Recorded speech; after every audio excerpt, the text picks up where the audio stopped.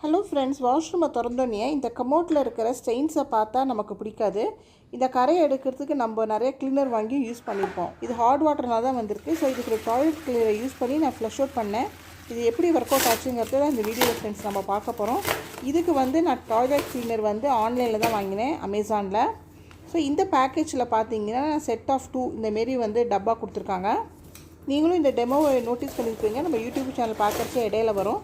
இந்த பவுடரை நம்ம டாய்லெட்டில் போட்டோன்னே அப்படியே நுரைச்சிட்டு பொங்கி வரும். ஸோ எந்த இடுக்கில் எங்கே நமக்கு கரை படிஞ்சாலும் டக்குன்னு இது க்ளீன் ஆகிடும். ஒரு 2 ஹவர்ஸ்க்கு நம்ம அப்படியே விட்டு வைக்கணும்னு போட்டிருக்கு ஃப்ரெண்ட்ஸ்.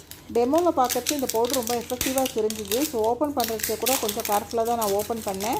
ஏன்னா நம்ம கையில் இந்த பவுட்ரு பட்டுதுன்னா நமக்கு எதாவது பேர்ன்ஸ் ஆகிடுமோன்னு சொல்லிட்டு தான். ஸோ இது ஓப்பன் பண்ணுறேன் ஃப்ரெண்ட்ஸ். இப்போ பாருங்கள், இதுக்கு மேலே எந்த சீலுமே இல்லை, ஓப்பனாக இருக்குது. அப்படியே கொஞ்சம் பவுட்ரு கூட கீழே சிந்திருக்கு இப்போது.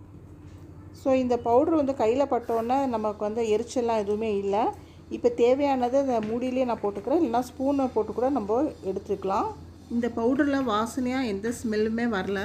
ஒரு மாஸ்க்கும் நான் போட்டுருந்தான் இப்போது டாய்லெட்டுக்குள்ளே போகிறேன். ஏன்னா அந்த டெமோ பார்த்தோன்னா நமக்கு பயமாகவே இருந்தது. இப்போ நான் போட போகிறேன் ஃப்ரெண்ட்ஸ். போட்டாச்சு. ஆனால் அந்த டெமோவில் காமிச்சா மாதிரி எதுவுமே பொங்கி வரல பாருங்கள், அப்படியே தான் இருக்குது.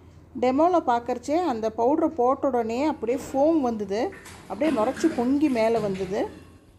தண்ணியை விட்டு பார்த்தா இந்த பவுட்ரு ஏதாவது ரியாக்ட் ஆகுமான்னு ஒன்றும் அல்ல, அப்படியே தான் இருக்குது. ஸோ இன்னும் கொஞ்சம் பவுட்ரை இதில் போட்டுட்டு இதை நான் 2 ஹவர்ஸுக்கு அப்படியே விட்டுட்டேன். 2 ஹவர்ஸ் கழிச்சு ஃப்ளஷ் அவுட் பண்ணேன்னா அந்த தண்ணியும் நமக்கு அந்த ஸ்டெயின் மேல் லெவல் வரைக்கும் போகல. ஸோ கரையும் போல் அப்படியே தான் இருக்குது ஃப்ரெண்ட்ஸ். இது ஃபோம் வந்தால் தான் நமக்கு அந்த மேலே இருக்கிற கரை போயிருக்கும். சரி, இன்னொரு டாய்லெட்டில் ட்ரை பண்ணேன். மேலே பாருங்கள் கொஞ்சம் பிளாக்காக இருக்குது. ஸோ அதுலேயும் இந்த ஸ்டெயின்ஸ் போவே இல்லை ஃப்ரெண்ட்ஸ். ஹானஸ்ட் ரிவ்யூ கொடுத்துருக்கேன் இந்த டாய்லெட் கிளீனருக்கு. தேங்க்ஸ் ஃபார் வாட்சிங் ஃப்ரெண்ட்ஸ்.